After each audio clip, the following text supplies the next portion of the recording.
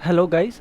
सबसे पहले तो आज के सबसे इम्पोर्टेंट और सबसे ज़्यादा इम्पोर्टेंट किसी भी एग्ज़ाम्स की प्रिपरेशन से पहले ये होता है कि हम ये जान लें कि हम प्रिपेयर क्या कर रहे हैं, किस लिए प्रिपेयर कर रहे हैं, क्या कर रहे हैं, कैसे। इसकी जानकारी लेंगे कि अगर हम किसी चीज़ की तैयारी कर रहे हैं तो वो किस चीज़ की तैयारी कर रहे हैं। तो हम इन जनरल बात करेंगे कि हम प्रिपरेशन किस एग्ज़ाम की कर रहे हैं। सबसे फेमस दो प्रिपरेशन आती हैं एग्ज़ाम्स में। एक होती है और दोनों जो प्रिपरेशन की जाती है एग्ज़ाम की, उसको एक कंपनी लेती है। लेट्स से कंपनी, समझने में ज़्यादा आसानी होगी। उस कंपनी का नाम है एसएससी। अच्छा, ये इस वीडियो को स्टार्ट करने से पहले सबसे पहले तो हमें ये जान लेना है कि मैं तुम्हें बता रहा हूँ कि इसका सक्सेस रेट 100% है। कि अगर जो मैं कह रहा हूँ अगर उसको तुम ध्यान से सुनते हो तो सक्सेस 100% है। इसकी जानकारी और इसकी बहुत प्रोबेबिलिटी है। पर उसका एक मंत्र है। मंत्र मैंने सबसे ऊपर लिखा है HW2S और DWYT। इसका मतलब यह है कि ये जो भी स्ट्रैटेजी हम अपनाएंगे उसका सक्सेस रेट 100% है जब आप हार्ड वर्क करते हो। HW मतलब हार्ड वर्क टू सक्सेस और डोंट वेस्ट योर टाइम। तो ये हमारी स्ट्रैटेजी रहेगी। अगर आप हार्ड वर्क करते रहोगे तो ये बात पक्की है कि सक्सेस 100% आपके हाथ में होगा। यू सी कि बहुत लोग 10 लाख 12 लाख बच्चे ऐसे ही सिर्फ एग्ज़ाम देते हैं। तो तुम्हारे पास कुछ ऐसा होना चाहिए कि तुम उनसे बेटर हो, तभी जाके तुम उनको पीछे छोड़ पाओगे। तो एक कंपनी है, लेट्स से ये ऑर्गेनाइजेशन है, गवर्नमेंट ऑर्गेनाइजेशन है। अब इसको ऐसे कंपनी इसलिए बोल रहा हूँ ताकि समझने में बहुत आसानी होगी। उस कंपनी का नाम है एसएससी। ये एसएससी दो पेपर लेती है, एक लेती है सीएचएसएल और एक लेती है सीजीएल। तो हम इन दोनों के बारे में पहले जान लेते हैं कि हम तैयारी क्या कर रहे हैं, किसकी तैयारी कर रहे हैं, कैसे करना है। तो जो पहला है वो सीएचएसएल पेपर है। इसको कौन कौन दे सकता है? तो इसको 12th क्लास के बच्चे दे सकते हैं जो 12th पास आउट हो चुके हैं, और ऑल्सो जो कि 18 से 27 के बीच में है, जिनका एज 18 से 27 के बीच में है, वो भी ये पेपर दे सकते हैं। सीजीएल में भी कुछ ऐसा ही है। सीजीएल में थोड़ा सा डिफरेंस ये है कि इसको वही दे सकते हैं जो ग्रेजुएट हो गए, यानी कि 12th के पास जो 3 साल bachelor of arts, bachelor of commerce ये सब देते हैं। ये सब जो पढ़ रहे होते हैं वो भी ये पेपर दे सकते हैं, और जो फाइनल ईयर में बच्चे हैं वो भी पेपर दे सकते हैं। मैंने लास्ट टाइम इसका नोटिफिकेशन पढ़ा था तो उसमें था कि फाइनल ईयर वाले भी बच्चे दे सकते हैं। और इसमें भी है 18 से 27 का एज लिमिट है कि 18 से 27 के बीच में एज लिमिट होनी चाहिए। तो अब हम सीएचएसएल के बारे में जानकारी लेंगे कि सीएचएसएल के बारे में क्या, जो 12th पास आउट वाला है। जब आपकी एज 27 तक की है तो बहुत ही ज़्यादा प्रोबेबिलिटी है कि हम लोग इसको भी हम पास आउट कर सकते हैं।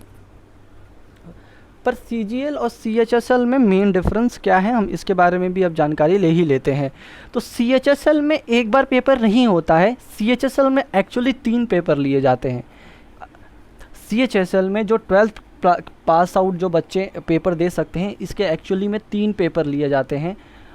और ये मैंने स्ट्रक्चर लिखा हुआ है, मैं उसको ठीक से बताऊंगा। और सीजीएल में जो ग्रेजुएट होते हैं, यानी कि जो ग्रेजुएट या फाइनल ईयर वाले हैं और जो 18 से 27 के बीच में हैं, उसमें तो 4 पेपर लिए जाते हैं, तब जाके ये कहलाता है कि हाँ आप पास आउट कर चुके हो। तो अगर आप सोच रहे थे कि एक पेपर देंगे और आराम से पास आउट कर लेंगे, तो नहीं, ऐसा नहीं है।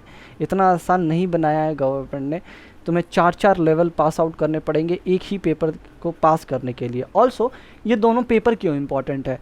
मेन बात ये है कि अगर ये दोनों पेपर की तुम प्रिपरेशन कर रहे हो तो बहुत सारे प्रिपरेशंस, जैसे कि रेलवेज़ हो गया, और सिमिलरली ऐसे ही स्टेट के हो गए जो ग्रेजुएशन और 12 पास आउट के बच्चे दे सकते हैं पेपर, वो भी बहुत अच्छी से प्रिपरेशन हो जाता है। क्योंकि जो सिलेबस है, जो मैं थोड़ी देर में वो भी डिस्कस करूँगा, बहुत ज़्यादा सिमिलर है। सिमिलर मतलब कि सेम भी है, बस वो होता है कि जो लेवल होता है, टफनेस लेवल होता है, वो आगे पीछे हो जाता है, थोड़ा ज़्यादा थोड़ा कम होता है। अभी तुम देखोगे कि CHSL और CGL में भी कुछ ऐसा ही सीन है कि जो CGL का सिलेबस है वो थोड़ा सा टफ है और CHSL का थोड़ा सा इजी है, बस डिफरेंस ये है कि थोड़ा CHSL का तुम्हें आसान पड़ेगा। तो जो अच्छा, एक और चीज़ जो बहुत ज़्यादा इम्पॉर्टेंट थी इसके बारे में ये कि गाइस सबसे ज़्यादा इम्पॉर्टेंट ये है कि इसको पास आउट करना कोई बड़ी बात नहीं है, इसको कोई भी पास कर लेता है, आसान है। प्रॉब्लम क्या होती है ना, प्रॉब्लम होती है कि तुम्हें 100 क्वेश्चंस दिए जाते हैं, ओके 100 क्वेश्चन दिए जाते हैं और उसको तुम्हें 100 क्वेश्चन को सिर्फ 60 मिनट्स में सॉल्व करना होता है। 100 क्वेश्चन को 60 मिनट में सॉल्व करना होता है और ये बहुत ज़्यादा आसान काम नहीं होता है, ये टफ काम है। तुम्हें 100 क्वेश्चन 60 मिनट्स में नहीं कर सकते। इसका मतलब ये हुआ कि हर एक क्वेश्चन को तुम 1 मिनट से भी कम का समय लेना है और तुम्हें उसको सॉल्व कर देना है ना। अगर ये देखो तो अगर ये 50 मिनट्स होता या 60 मिनट्स हो रहा है, यानी कि तुम्हें कितने सेकंड, अगर तुम इसे पता कर सकते हो कि कितने सेकंड तुम्हें हर एक क्वेश्चन पे मिलेगा, तो तुम पता 30 से 40 सेकंड्स के बीच में हर एक क्वेश्चन का टाइम पीरियड मिलता है। और इसमें नेगेटिव मार्किंग भी होती है कि अगर तुमने गलत लिख दिया तो तुम्हारे मार्क्स कटेंगे, ऑब्वियस सी बात है। फिर सेकंड वाला जो पेपर, पहला लेवल तो MCQ होता है, दूसरा पेपर पेन एंड पेपर होता है, या हिंदी में या इंग्लिश में, दोनों में से किसी में भी दे सकते हो। उसमें लेटर, ऐसे ये सब लिखवाने के लिए बोलते हैं सब। और स्किल टेस्ट, क्योंकि CHSL में अगर तुम्हें नौकरी मिल भी जाती है तो तुम क्या करोगे, तो कोई 1-2 पोस्ट नहीं होते हैं CHSL में। CHSL मतलब कि एक कंबाइंड करके पोस्टेस होती हैं, जो अगर तुम पास आउट कर लेते हो तो वो तुम्हें मिलती हैं। तो जब तुम फॉर्म फिल आउट करते हो तो तुम उसमें चूज़ करते हो कि हाँ जी हम इसके लिए अप्लाई कर रहे हैं, उस हिसाब से तुम्हें मिलती है। तो उसके लिए तुम्हें स्किल टेस्ट देना होता है। स्किल टेस्ट में होता है टाइपिंग स्पीड, पोस्ट के हिसाब से होता है, उस पोस्ट के हिसाब से फिर तुम्हारा मेडिकल टेस्ट भी लिया जा सकता है, पर इन जनरल नहीं होता है ऐसा। टाइपिंग टेस्ट होता है, 1 मिनट में तुम्हें 35 वर्ड टाइप करने होते हैं और ये 15 मिनट तक तुम्हें करना होता है। तो ये तुम्हारी स्पीड होनी चाहिए 15 मिनट तक के लिए। तो ये टोटल CHSL का हमारा सिलेबस था। पहले लेवल पे MCQ होता है, 60 मिनट का टाइम पीरियड होता है, 100 क्वेश्चन देने होते हैं जिसमें नेगेटिव मार्किंग होती है। फिर पेन एंड पेपर होता है जिसमें लिखित होता है, यानी कि सेंटर पे जाके तुम पेपर दोगे। जब तुम फॉर्म फिल आउट करोगे तो तुम बताओगे कि हिंदी में दोगे या इंग्लिश में दोगे, उस हिसाब से तुम वहाँ पे जाके जवाब दोगे। फिर होता है स्किल टेस्ट, स्किल टेस्ट में टाइपिंग टेस्ट वगैरह वगैरह लेते हैं। अभी थोड़ी देर बाद हम लोग इस पे भी डिस्कस करेंगे कि सिलेबस क्या है, मतलब कि ये जो सबसे पहले तो मैं बता दूं कि आज जो हम डिस्कस करेंगे वो एक्चुअली में हम CHSL के लेवल 1 यानी Tier 1 कहते हैं, जो लेवल 1 वाला पेपर है, यानी कि जो ये MCQ वाला पेपर है, इसके बारे में हम बात करेंगे। और इसके बारे में बात करेंगे जो पहले लेवल पे पेपर लिया जाता है, तो वो क्या है। तो उससे पहले ये बता करो कि CGL में कितने पेपर होते हैं। तो CGL में 4 पेपर होते हैं टोटल। पहला MCQ होता है, दूसरा भी MCQ होता है। अच्छा, इस दूसरे MCQ में 3 पेपर होते हैं, ठीक है। जो पहला पेपर होता है उसमें भी 60 मिनट का होता है, 100 क्वेश्चंस होंगे। और दूसरा क्वेश्चन जो होता है इसमें, जो दूसरे लेवल का पेपर होता है वो भी MCQ होता है, उसमें 3 पेपर होते हैं जिसमें 2 कंपलसरी है, यानी कि 2 पेपर तो तुम्हें देने ही देने हैं। और इसमें 4 पेपर भी हो सकते हैं, मतलब कि इस पोस्ट के ऊपर डिपेंड करता है कि कौन से पोस्ट पे तुम देना चाहते हो। अगर तुम स्टैट्स, मतलब कि होम मिनिस्ट्री के अंदर कहीं मैथमेटिशियन वाला या जो स्टैट्स वाले होते हैं वो जॉब लेना चाहते हो, तो स्टैट्स एंड फाइनेंस के भी देने होते हैं। वो ये पेपर सिर्फ उनके लिए ज़्यादा बेनिफिशियल होता है जो वो कॉमर्स साइड से पढ़े रहे होते हैं। फिर थर्ड पेन एंड पेपर होता है, वो 1 आवर का होता है। उसमें तो इंग्लिश या हिंदी में वही जो CHSL में था वैसे ही था। और फोर्थ में स्किल टेस्ट, CPT या DT टेस्ट। ये एक्चुअली कुछ नहीं है, वो बस टाइपिंग वाला पेपर है। तो ये CHSL और CGL में डिफरेंस था कि कैसे है। अगर तुम्हें सोच रहे थे कि तो बड़ा आसान होता था, MCQ दे दो और पास आउट कर दो, तो इतना आसान नहीं था। इसमें प्रिपरेशन लगती है, बहुत ज़्यादा प्रिपरेशन लगती है। और द मेन बात होती है कि सिलेबस पढ़ लेना चाहिए कि हम पेपर क्या दे रहे हैं, किस लिए दे रहे हैं। अब मैं CHSL और CGL का जो ये पहला पेपर होता है Tier 1, जब वो क्लियर करोगे तभी पेपर 2 और फिर पेपर 3 कर पाओगे। तो अब हम CGL, CHSL और CGL के पेपर 1 की सिलेबस लिखेंगे कि इसमें सिलेबस क्या है, और उसको जानकारी लेके फिर हम आगे की प्रिपरेशन करेंगे। Welcome back.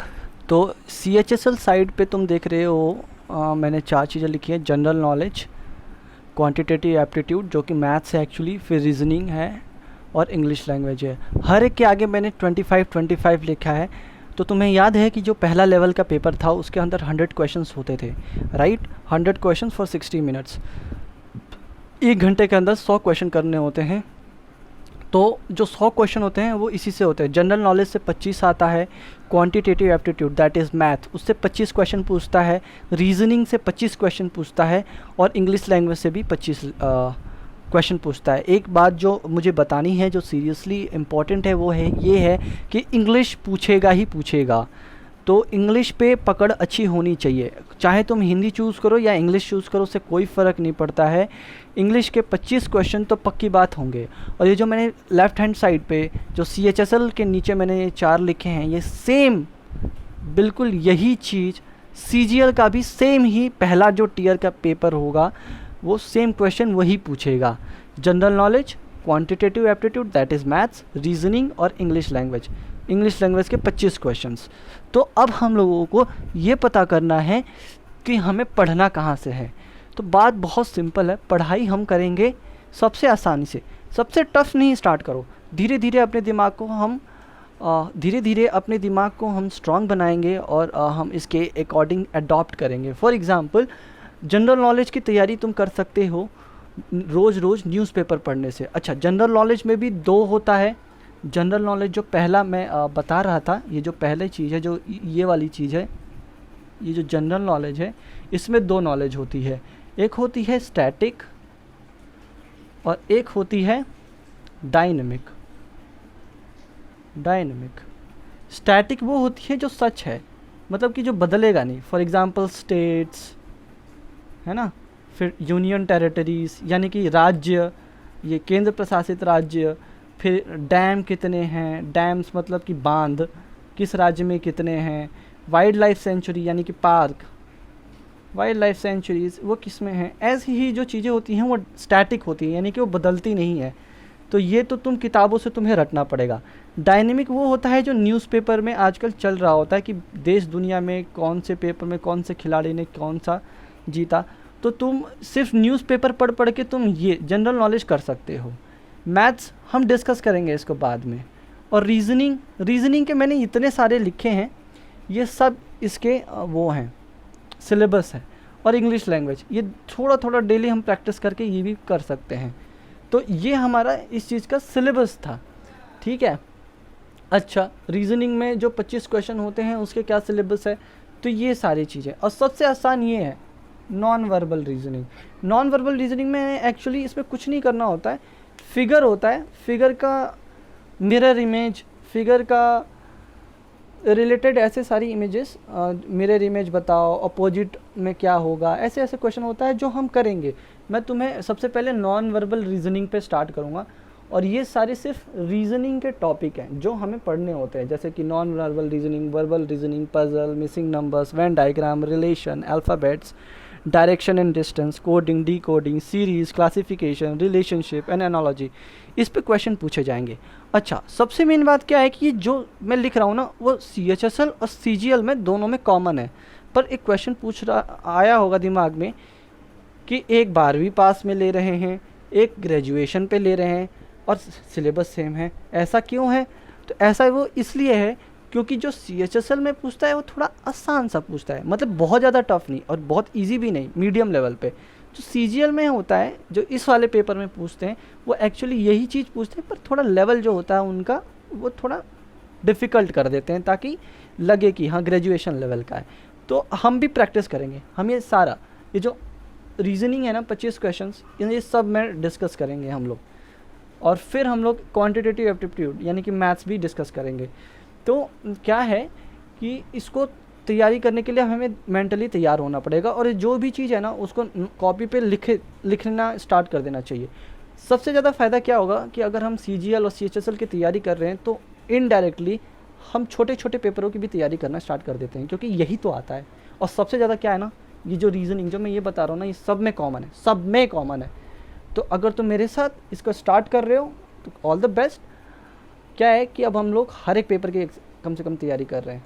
तो ये बहुत ही ज़्यादा जो दे सकता था मैं, मेरे पास जितनी जानकारी थी उतनी मैंने जानकारी दे दी है। और नॉन वर्बल रीजनिंग को हम स्टार्ट करेंगे, और इसको लिख लेना, ताकि मैं इसी अल्फ़ाबेट यानी इसी सीरीज़ से चलूँगा। पहले नॉन वर्बल रीजनिंग के क्वेश्चन सॉल्व करेंगे, फिर वर्बल रीजनिंग के क्वेश्चन सॉल्व करेंगे। थोड़े सा 15-20 मिनट की वीडियो में मैं बताऊंगा कि रोज़ ये नॉन वर्बल रीजनिंग के क्वेश्चन सॉल्व कैसे किए जाते हैं। फिर मैं 52 क्वेश्चन दूंगा, इससे 52 क्वेश्चन दूंगा, वो MCQ में दूंगा, जिसके आंसर्स तुम्हें लिखोगे। फिर मैं एक वीडियो अपलोड कर दूंगा जिसमें उसके आंसर्स होंगे, तो फिर अपना मैच कराओगे। जो भी प्रॉब्लम होगा कमेंट सेक्शन में डाल देना, मैं उसको सॉल्व कर दूंगा। खैर आगे देखते हैं कैसा रिस्पांस होता है।